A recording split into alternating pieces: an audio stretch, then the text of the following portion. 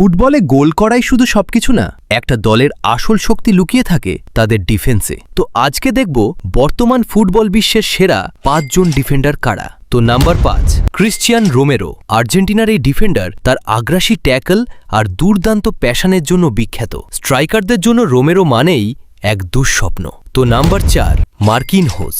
ব্রাজিলের মার্কুইনহোস শান্ত মাথায় অসাধারণ ডিফেন্স করেন। তার পজিশনিং আর নেতৃত্ব তাকে বিশ্বের অন্যতম সেরা ডিফেন্ডারে পরিণত করেছে। তো নাম্বার 3, উইলিয়াম সালিবা। ফ্রান্সের এই তরুণ সালিবার ডিফেন্সিভ স্কিল অবিশ্বাস্য।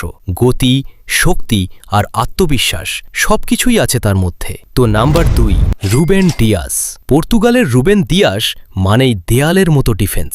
তার নেতৃত্ব আর ট্যাকলিং দক্ষতা তাকে বিশ্বের সবচেয়ে নির্ভরযোগ্য ডিফেন্ডারদের একজন বানিয়েছে। তো finally number 1, Virgil van Dijk.